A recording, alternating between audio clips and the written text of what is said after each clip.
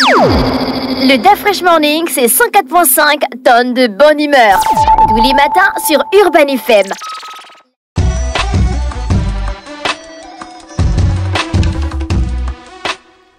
Vous êtes sur les 104.5 Urban FM, la station urbaine, et vous écoutez le DAF Fresh Morning. On est avec Jean-Paul. Jean-Paul, bonjour. Bonjour. Comment bonjour, tu vas ce matin? Ça va, ça va. Il y a la forme? Oui, ça va. Avant d'aller vers l'actualité internationale, est-ce que tu as regardé les grands dossiers? De dimanche, non, j'ai T'as pas pas regardé. fait, fait un tour dessus? Non, mais je vais regarder. J'ai regardé quelque chose qui m'a frappé, le nombre de morts par année par pathologie. Oui. Et j'ai vu que le paludisme était à 148 592. Oui, j'ai vu ce tableau qui a été présenté par le ministre de la Santé, le professeur Mangungu. Mais c'est vraiment sidérant. Tu as la grippe, tu as la diarrhée aiguë, hypertension, carie dentaire, bronchite, plaie, sida arrive l'avant-dernière. Sur les 10, en fait, ce qui est frappant, c'est que sur les 10 affections les plus meurtrières du Gabon, quand vous prenez les 9 qui viennent après le paludisme, elles ne font même pas la moitié du niveau de mortalité du paludisme. Est-ce que tu vois? Donc ça veut dire que en termes de santé publique, si on veut véritablement lutter pour une amélioration du bien-être des populations, un accent particulier doit être mis Pourquoi dans la lutte plus sur le sida que sur le palu au Gabon? Certainement parce que c'est là-bas où il y a des financements qui sont plus faciles à trouver. En fait, quand vous voyez au niveau de l'ONU-SIDA, vous savez, ce sont le problème avec la lutte contre certaines affections au niveau international, au niveau de l'organisme de l'OMS, l'Organisation mondiale de la santé, c'est que ce sont les pays donateurs qui mettent les moyens. Et les pays donateurs choisissent les affections qui, de leur point de vue, sont les plus importantes. Non pas rentables, qui touchent plus leurs opinions publiques. Je veux dire que quand les États-Unis, l'Union européenne ou le Canada financent l'OMS, ils ne vont pas financer le paludisme parce que le paludisme n'est pas une affection qui touche leur population. Donc elles ne se sentent pas véritablement concernées par la lutte contre le paludisme parce qu'elles estiment que c'est des maladies d'ailleurs. Et donc elles vont privilégier la lutte contre le sida, par exemple. Parce que le sida a fait plus de mal dans leur population que le paludisme. D'accord? Donc, de ce point de vue, elles vont mettre les moyens sur ces affections-là. Et comme malheureusement, nous, pauvres pays du Sud, pays pauvres, avons besoin de ces financements-là pour essayer de financer aussi nos propres politiques sanitaires, eh ben, nous avons tendance à privilégier les affections que ces pays donateurs-là nous imposent. Et c'est ce qui fait que lorsque je regarde les chiffres là, je suis sidéré. Je prends un exemple très simple. Vous avez le mois d'octobre rose, qui est un mois où on lutte contre les cancers féminins. C'est très bien. Il faut lutter contre les cancers féminins.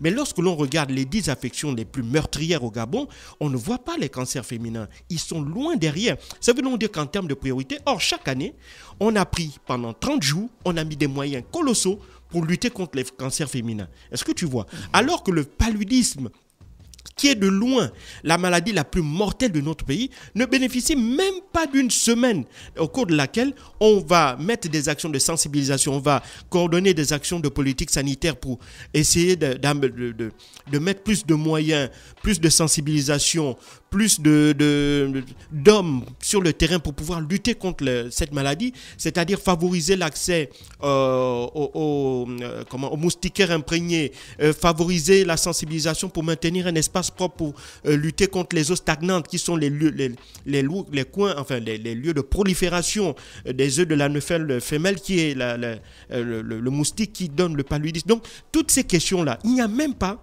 une manifestation, il n'y a même pas une organisation sur une semaine sur cette question du paludisme, alors que le paludisme est de loin la cause de mortalité la plus importante dans notre pays. Donc c'est quand même cette incohérence-là. Moi, quand j'ai vu les chiffres là, ça m'a choqué. Mais évidemment que c'est choquant. Je me suis dit, et même le dimanche là encore, je revenais de l'enterrement de la mère d'une frangine qui est morte d'une crise de palu, en fait. Mais c'est ça le problème. Et tu vois, le soir, dans la soirée, je regarde la télé et puis je tombe sur ça. Je me dis, mais c'est ahurissant. Mais si on arrive à un chiffre de 148 000 décès de paludisme, ça veut donc dire que les pouvoirs publics ont délaissé la lutte contre le paludisme. On a totalement délaissé cette maladie-là, qui est pourtant extrêmement mortelle, pour se focaliser sur des affections, je suis désolé, des affections sur lesquelles on a quand même une certaine maîtrise. Parce que quand on voit un taux de mortalité de 2000 ou 3000 par an face à un taux de mortalité de 148 000 du palud, si on prend par exemple le cas du sida qui est à 8641 ou des bronchites qui sont à 10 232 comparativement à 148 592 décès pour le paludisme, je me dis qu'il y a quand même quelque chose, il faut vraiment concentrer les autres. Et si on arrive à ce chiffre-là, ça veut donc dire qu'en fait, les anciens, je suis désolé, l'ancien ministre de la Santé et ses prédécesseurs ont failli. Et ça, c'est même une faute morale, une faute professionnelle.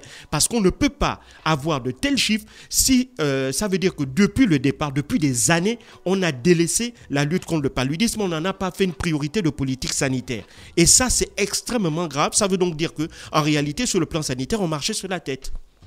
L'actualité locale, internationale, Jean-Paul. Eh ben, l'actualité internationale, on va aller en Russie hier où Vladimir Poutine, enfin l'État russe, a célébré les 10 ans d'annexion ou des 10 ans du retour de la Crimée sur le giron russe. Alors il faut savoir que la Crimée, c'est cette péninsule-là qui est située sur la mer Noire, qui a la frontière entre l'Ukraine et la Russie et qui avait déclenché la grave crise internationale qui a débouché au 24 février 2022 à la guerre à laquelle nous assistons depuis quasiment 2 ans aujourd'hui.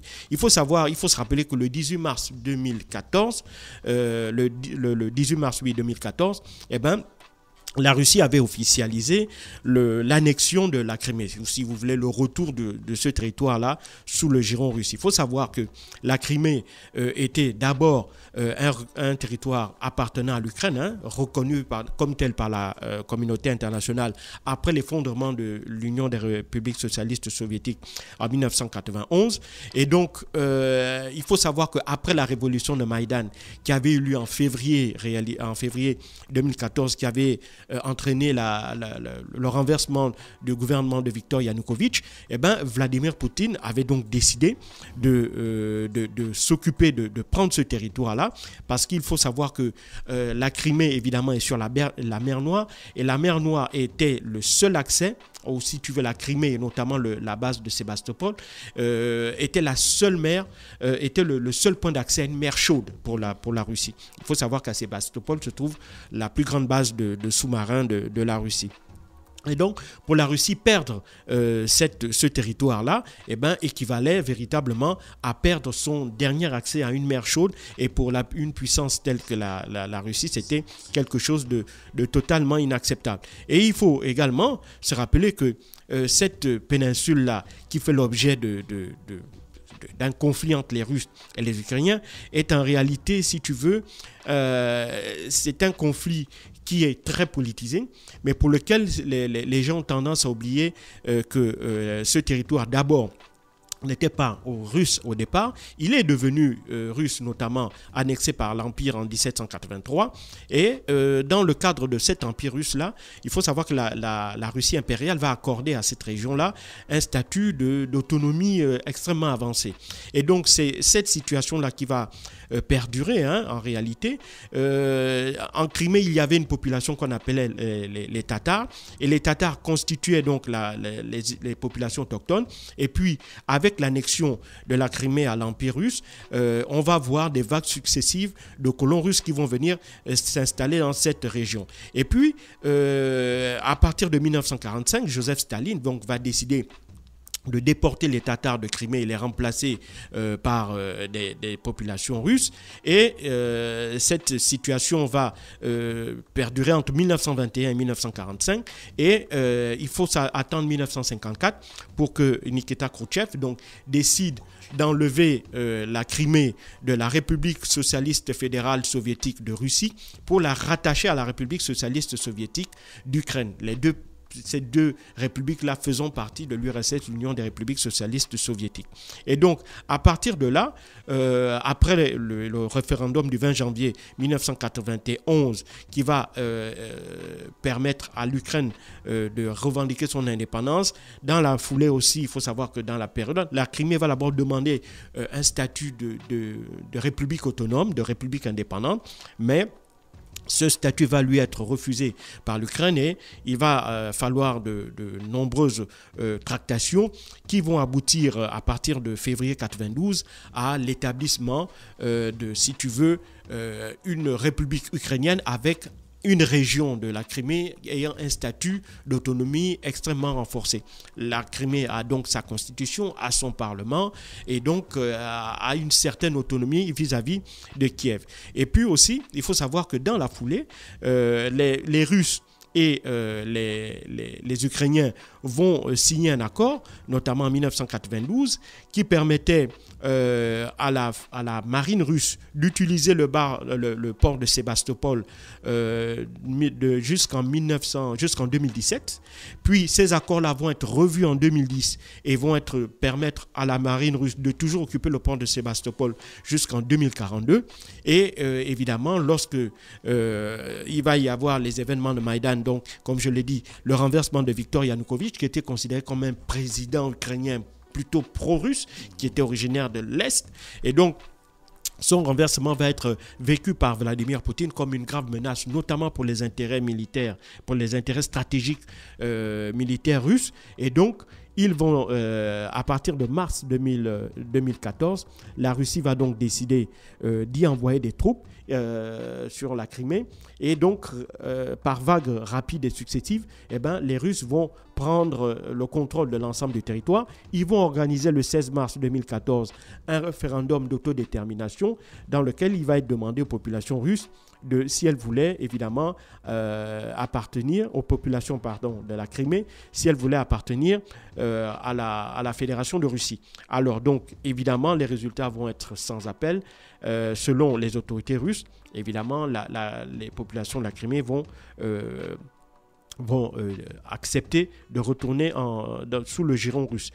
Mais il faut savoir que cette annexion n'a toujours pas été reconnue par la communauté internationale. Il faut savoir que dans la foulée, en mars 2014, l'Assemblée générale des Nations unies avait adopté une résolution non contraignante qui condamnait cette annexion de la Crimée par la Russie et qui demandait le retour de ce territoire à l'Ukraine. Évidemment, comme je l'ai dit, c'était une résolution non contraignante et la Russie, qui est membre permanent du Conseil de sécurité, qui est une puissance nucléaire, qui dispose également d'un droit de veto, n'a pas reconnu cette résolution-là et donc dans la foulée, elle a purement et simplement annexé la Crimée.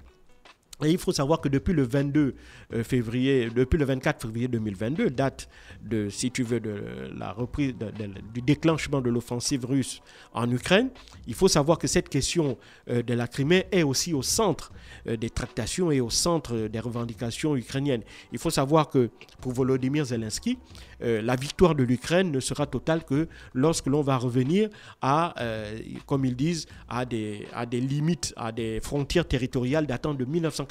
Ça veut dire à l'annexion, non seulement à la reconquête de l'ensemble des outblasts qui sont aux mains de la Russie aujourd'hui, la région de Donetsk, Lugansk, Zaporijie et en plus la Crimée, et donc revenir donc jusqu'à ces frontières-là, mais évidemment, ça va, si pour les 4 outblasts qui viennent d'être conquises pour la Russie, déjà ça ne va pas être une sinécure pour les Ukrainiens de reconquérir ces territoires-là, mais reconquérir la Crimée, de mon point de vue, c'est un territoire qui est totalement perdu pour l'Ukraine. Pourquoi ?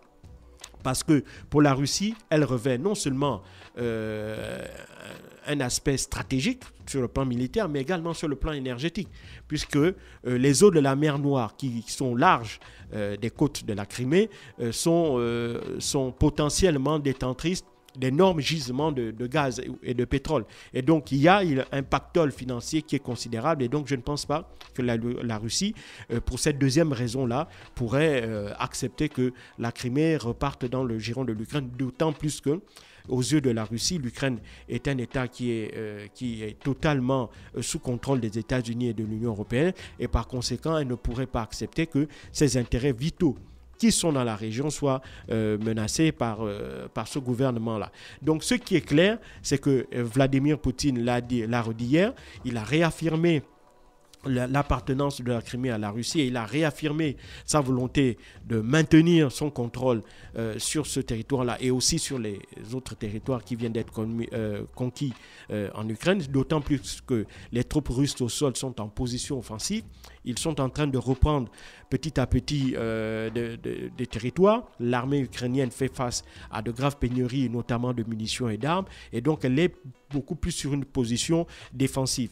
Alors, au regard de l'incapacité ou des difficultés que les alliés de l'Ukraine ont à lui fournir des armes, eh ben, on s'acheminerait beaucoup plus vers, du point de vue des alliés de l'Ukraine, vers leur volonté de donner les moyens à l'Ukraine pour que celle-ci puisse figer le conflit, pour que le conflit s'enlise en réalité, notamment tout au long du fleuve Dniepr.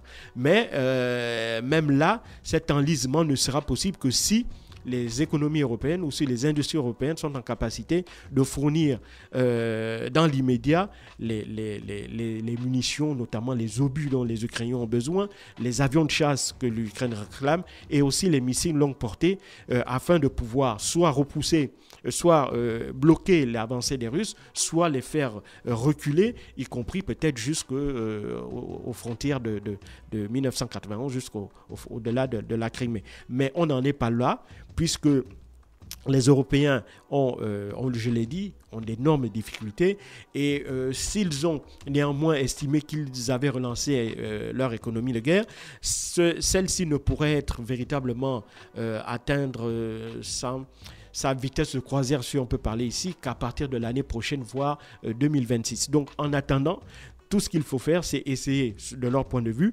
d'essayer de donner un maximum d'armes et de munitions à l'Ukraine pour qu'au moins elle puisse figer le conflit pour empêcher à la Russie d'avancer. Mais donc, c'est un peu dans ce contexte-là que Vladimir Poutine a célébré ses 10 ans.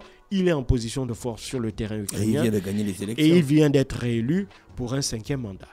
Merci Jean-Paul pour l'actualité internationale ce matin sur les 104.5 Urban FM, la station urbaine dans l'Uda Fresh Morning. Nous on repart en musique, on se retrouve juste derrière, restez connectés.